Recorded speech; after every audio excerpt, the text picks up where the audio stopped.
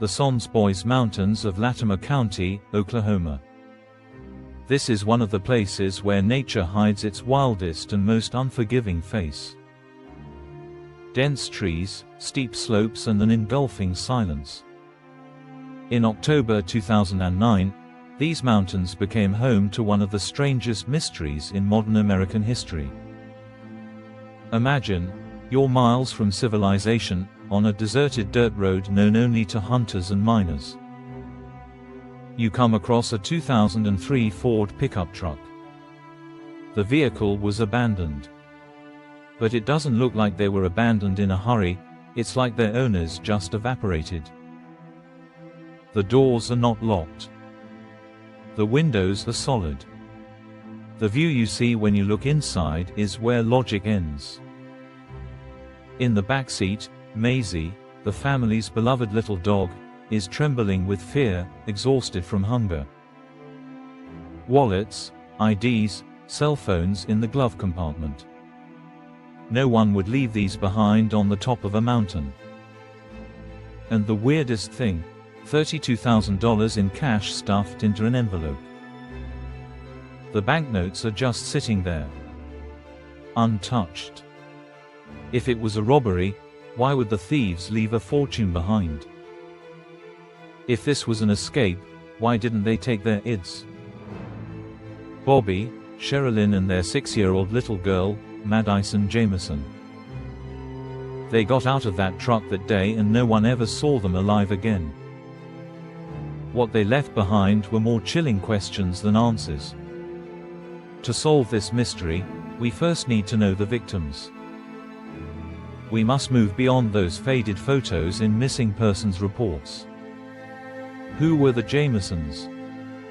From the outside, they were a quiet nuclear family living in their home on the shores of Lake Eufaula. Bobby Jamison was a devoted and protective father to his family. However, his life changed after a terrible car accident.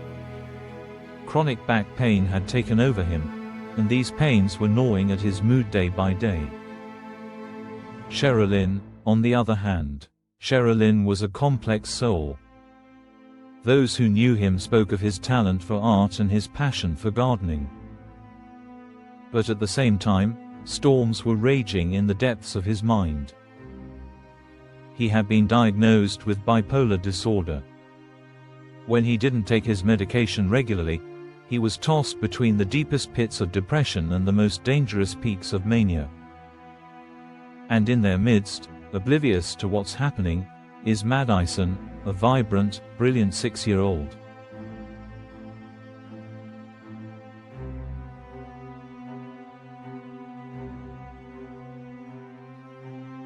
Madyson, described by his teachers as a radiant child, is the apple of his family's eye. The Jamisons had a dream: to escape from the noise of the city and the judging looks of people. Buying a piece of land in the mountains where no one can find them and setting up a container house there, they wanted to live in their own little world. That was the reason why they went to that ill-fated mountain that day. They were looking for freedom. But what they found was far from freedom. But the story began to change color a few months before their disappearance. In their home in Eufaula, peace gave way to chaos, love to fear. Conversations with family friends and the local pastor, it showed that the Jamisons were beginning to lose their grip on reality. Sherilyn believed their house was haunted. But this wasn't a simple, "I heard a squeak," fear. He said his family was in the midst of a major spiritual battle. He claimed to have found dead cats in the house and seen dark entities wandering around on the roof. Even Bobby, that rational man, had succumbed to this fear. He had gone so far as to try to buy special bullets to shoot the spirits on the roof. Sherilyn even told her neighbors about a witch's Bible, saying it cursed the house. They were writing strange messages on the walls of the house and on the containers. 3 cats died. Witches don't like people. So, Was this really a paranormal event? Or was it the side effects of methamphetamine use, which was spreading like a plague through rural Oklahoma? Experts say a condition called methamphetamine psychosis can cause people to feel like insects are crawling under their skin. He says he can create the illusion that shadows are coming to life. Were the Jamisons fighting ghosts, or chemical monsters created by their own minds? The most crucial, most chilling evidence in the investigation file, it came from a security camera that the family had installed in their home. Date: October 8, 2009. The morning they disappeared. Please look at the images on the screen carefully.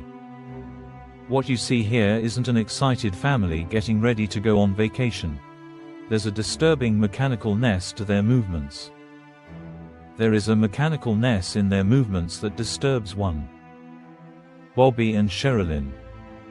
They load things into their vehicles. But they don't say a word to each other while doing this. A dull expression on their faces. Sherilyn picks up an item, takes it to the car, then brings the same item back into the house. Then back to the car. They enter and exit the house more than 20 times. This illogical cycle goes on for hours. It's as if they've lost all sense of time. It's as if their bodies are there, but their minds are in another dimension. The police were shocked when they watched this footage. This trance state was seen as the strongest evidence of drug use. But neither drugs nor paraphernalia were found during searches of the house. What happened that morning in that house, in the silence recorded by that camera? Who or what drove them up that mountain in that strange state of mind? When the van was found, the police immediately knew this wasn't a simple missing person case. $32,000 cash. This money was part of the compensation Bobby received after his accident. But why wasn't it at the bank? Why was he with them? And that letter found in the vehicle. An 11-page anger manifesto believed to have been written by Sherilyn. The lines were filled with hatred towards Bobby. He accused her of leaving him alone and not caring about him. There were harsh expressions like, "I'm dying because of you." This letter brought the murder-suicide theory to the table. Did Sherilyn have a seizure that day on the mountain, kill Bobby and her daughter, and then destroy herself? But if so, where was the murder weapon? There was a gun found in the vehicle, but there was no gun at the scene, where the bodies were supposed to be. Search and rescue teams combed those mountains for days and weeks. More than 100 people, helicopters, drones, sniffer dogs. It was as if the ground had opened up and they had entered it. Not a single footprint, not a single piece of clothing was found. Until, years later, nature decided to reveal its secret.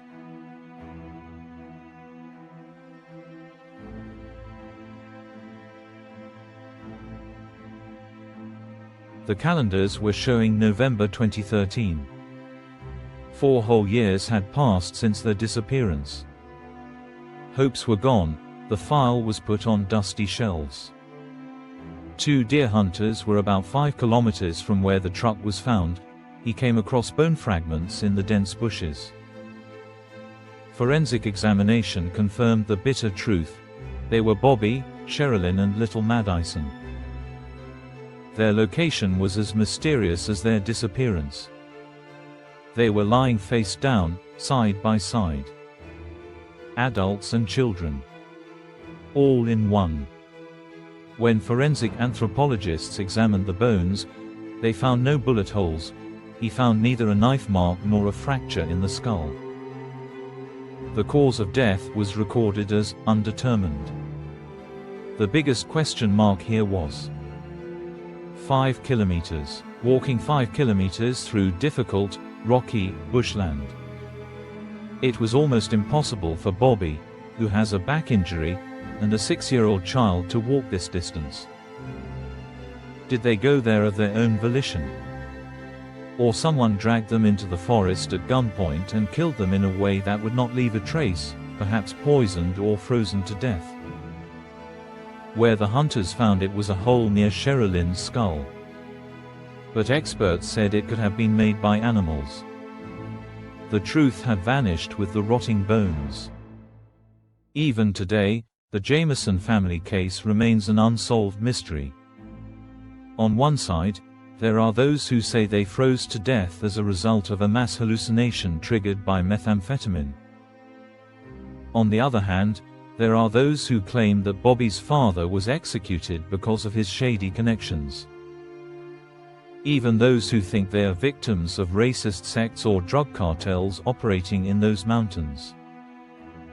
No matter which theory you believe in, there is only one unchanging fact. That day on that mountain, 3 lives were lost in terrible loneliness. Perhaps the scariest thing is the blank stare on that security camera. It tells us that evil does not always come from outside.